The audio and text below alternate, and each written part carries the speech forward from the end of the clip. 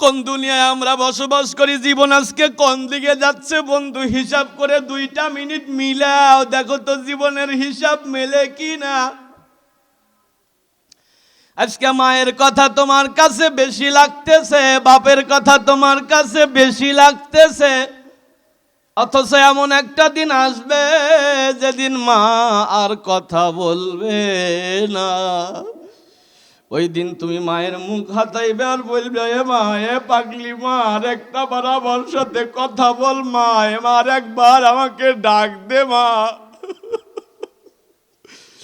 মা এমন রাগ করবে, মা আর কথা বলবে না।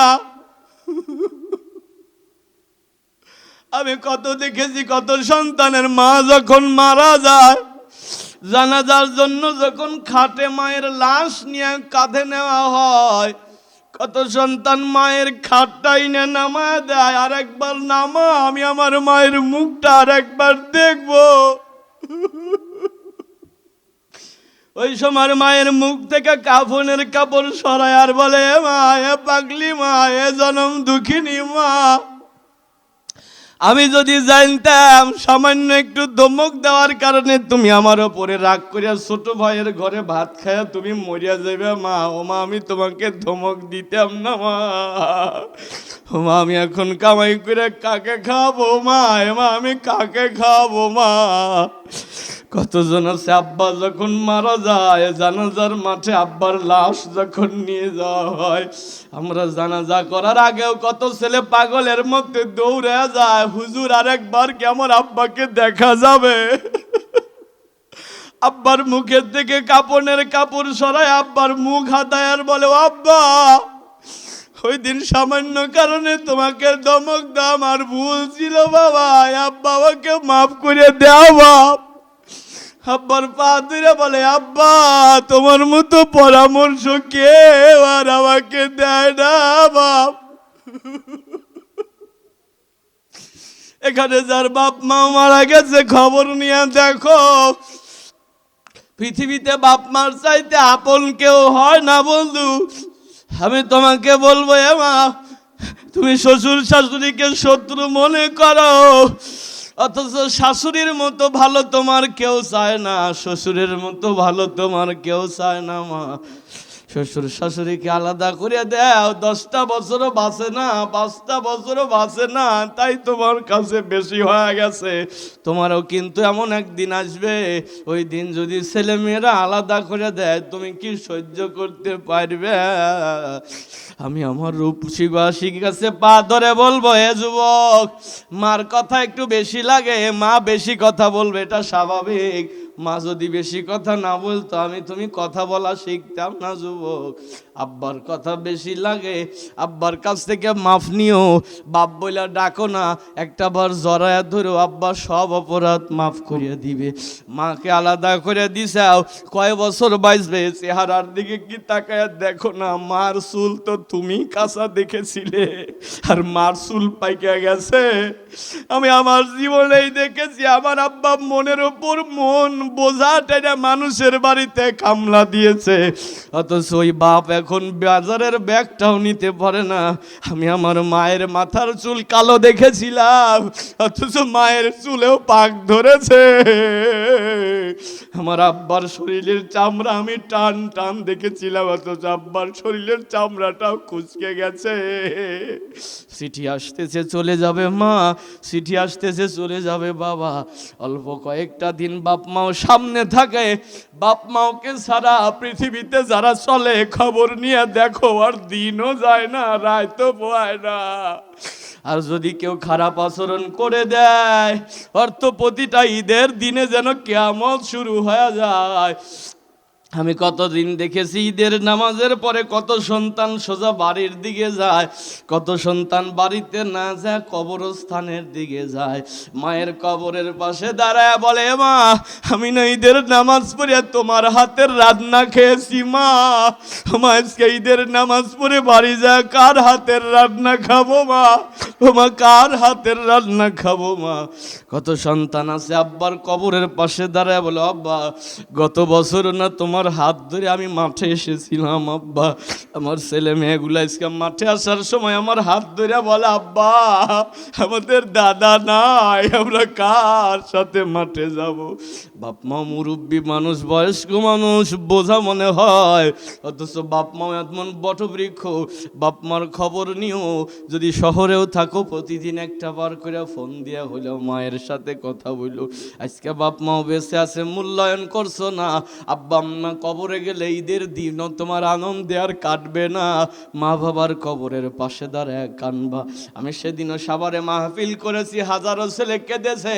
12 তারিখেও গাজীপুরের মাহফিলে হাজার ছেলেরা কান্না করেছে, কারণ কর্মের তাগিদে ওরা শহরে গেছে, মনটা তো বাড়িতেই পড়ে আছে। এ রূপসীর কত সন্তান আছে ঢাকা শহরে থাকে, এ রূপসীর কত ছেলে আছে বিদেশের বাড়িতে থাকে। এ আমার বিদেশি মায়েরা, এ আমার বিদেশি স্বামীর মায়েরা, স্বামীরা কত কষ্টে থাকে তোমরা বোঝো না। ওরা বিদেশের বাড়িতে থাকে। কতজন আমাকে ফোন দিয়ে বলে, হুজুর সারাদিন মায়ের কথা মনে পড়ে না, স্ত্রীর কথা মনে পড়ে না, কিন্তু যখন রাত্রিবেলা ঘুমাতে যাই আমার ছোট্ট মেয়েটার কথা আমার মনে পড়ে যায়, আমার ছোট্ট ছেলেটার কথা আমার মনে পড়ে যায়। আজকে আমি মাহফিলে আসতেও যখন বাসায় গিয়েছি, আমার ছোট্ট মেয়েটা আমাকে জড়ায় ধরেছে, আব্বা আব্বা আব্বা বলে ডাকতেছে, রাখে আসতে পারি না। ছেলে মেয়েদেরকে কোলে নিয়ে ঘুমাইলে যে কত শান্তি, বিদেশি মানুষেরা শান্তিটা পায় না।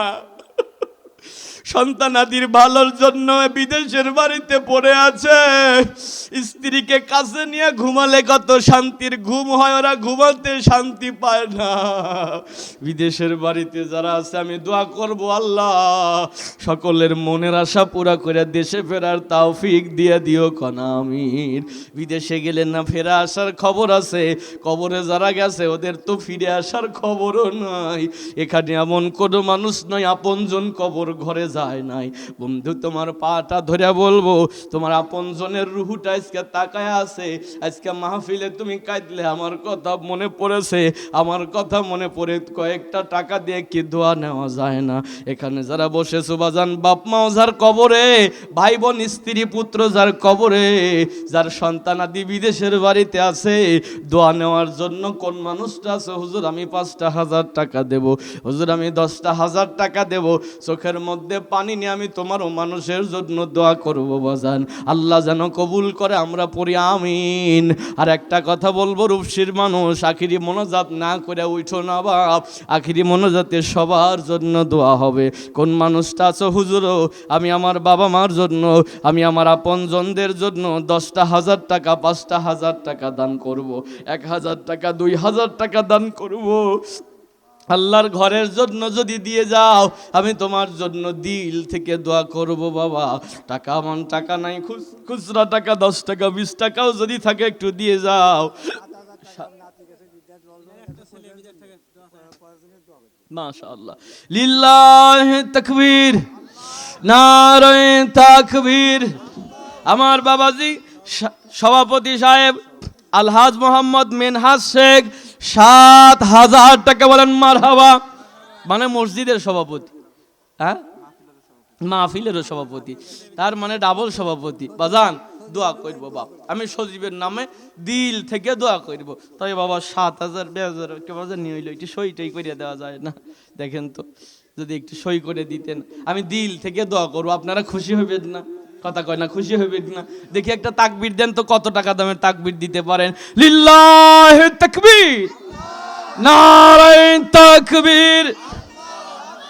এরা তাকবীর দিয়েছে 20,000 টাকা দামের, বাজান দিয়েছে 8,000, তাই না? খুশি? হ্যাঁ আলহামদুলিল্লাহ, নারায়ে তাকবীর। আমাদের মাহফিলের সভাপতি আলহাজ মোহাম্মদ মিনহাজ শেখ সভাপতি, অত্র মসজিদ, অত্র জামে মসজিদ, 8,000 টাকা, বলেন মারহাবা। একটু হাত তুলি, আল্লাহুম্মা আমিন। ধন দিয়া মন বোঝো, বোঝো বেটা দিয়া, ফকির বানাইয়া বোঝো, কান্ধে ঝোলা দিয়া। রব্বুল আলামিন আজকের মাহফিলের সভাপতি আলহাজ মোহাম্মদ মিনহাজ শেখ, আল্লাহ যোগ্য পিতার যোগ্য সন্তান, নাতির জন্য দোয়া চায়, বিদেশের বাড়িতে পড়ালেখার জন্য গেছে, শয়তান যেন কোনোদিন লাগে না তার পিছে, মনের আশা পুরো করে ফিরাও তুমি তাকে দেশে, আল্লাহ কবুল করে নাও, জানে মালে বরকত দান করে দাও, হাজী সাহেবের পরিবারে শান্তি দাও, বাবা মা দাদা দাদি নানা নানি শ্বশুর শাশুড়ি আত্মীয় স্বজন স্ত্রী পুত্র সন্তান আদি ভাই ব্রাদার আপনজন যারা অন্ধকার কবরে, আল্লাহ রাখিও নেক নজরে, যারা বেঁচে আছে আল্লাহ হায়াত যাবতীয় বালা মুসিবত দূর করে দাও, কবুল করো কবুল করো, মনের কামনা বারে বারে নিও সোনার মক্কা মদিনা। মাশাআল্লাহ। কদম আলী শেখ ছেলে বিদেশের বাড়িতে থাকে, 1000 টাকা দিয়ে ছেলের জন্য দোয়া চায়, লিল্লাহে তাকবীর, একটু হাত তুলি আল্লাহ আমিন। রব্বুল আমিন বিদেশের বাড়িতে সন্তান থাকে, ছেলের জন্য দোয়া আছে, বাপ দান করেছে 1000 টাকা, বাপ বেটার পকেট রাখিও না কোনোদিনও ফাঁকা, ঘুরে দিও ছেলে সাকা, আপনজন যদি কবরে গিয়ে থাকে একা, নবী পাকের সাথে করায়া দিও দেখা, আল্লাহ তুমি কবুল করে নাও, আল্লাহ জানে মালে বরকত দান করে দাও।